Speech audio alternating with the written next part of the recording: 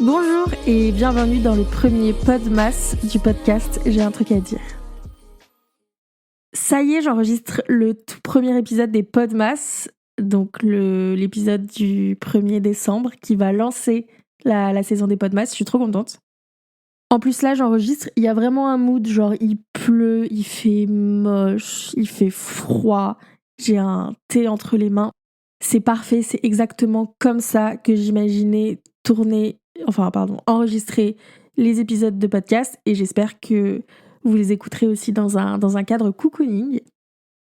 Pour ce premier épisode, on va parler des métiers qu'on aurait adoré faire quand on était plus jeune.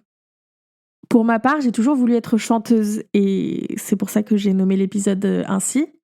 Depuis petite, ça n'a pas bougé et au fond, il y a toujours une petite partie de moi qui imagine, premier degré, un futur hypothétique dans lequel je suis chanteuse, où j'enregistre des albums, je fais des concerts, des tournées, des interviews, etc.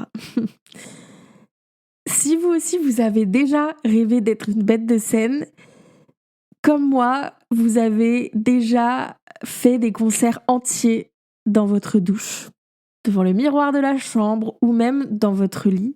Vraiment, pour la petite anecdote, quand j'étais plus jeune, j'avais un iPod, vous savez, les premiers iPods, là, les Nano, ou un truc comme ça, et je faisais chaque soir un concert dans mon lit.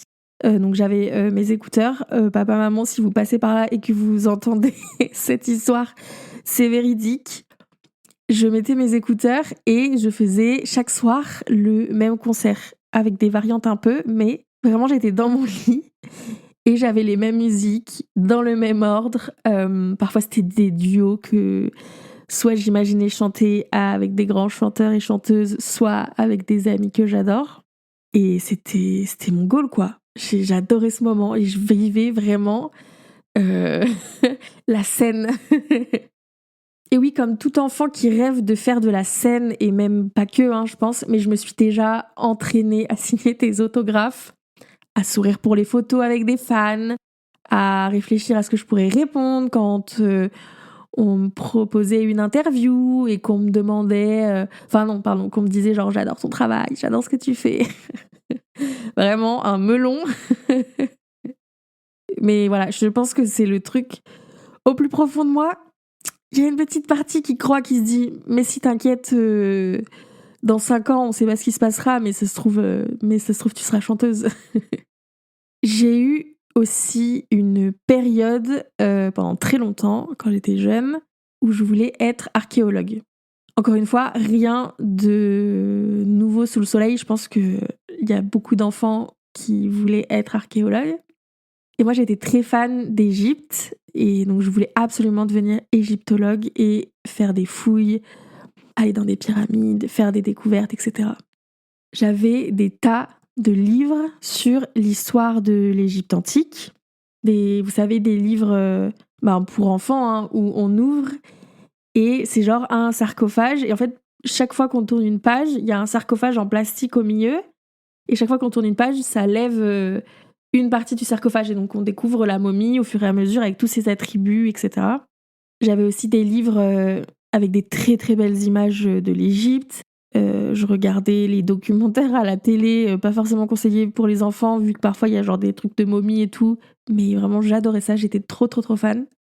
Et encore aujourd'hui, j'aime beaucoup. Je suis beaucoup moins fan et je passe beaucoup moins de temps là-dessus, mais j'aime bien. C'est toujours une période que j'apprécie. Et pour l'anecdote, en terminale, sur APB, qui est du coup l'ancêtre du truc où vous postulez pour la fac, là, ça n'existe même plus, mais voilà, avant c'était APB, et j'avais fait uniquement 2 vœux, donc celui où j'ai été prise, et le deuxième, c'était un vœu on était obligé de mettre une licence classique. Et donc moi, j'avais choisi évidemment histoire.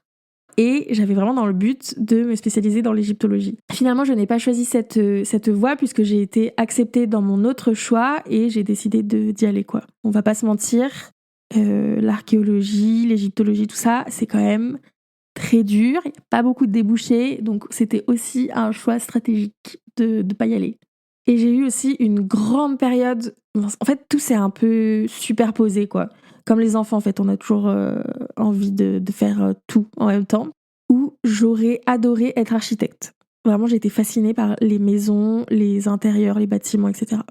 Et d'ailleurs, avec mon papa, on jouait à ce jeu que peut-être vous avez déjà joué, qui est en quelle année a été construit ce bâtiment dès qu'on passe devant un bâtiment bizarre ou pas. Et j'aimais trop.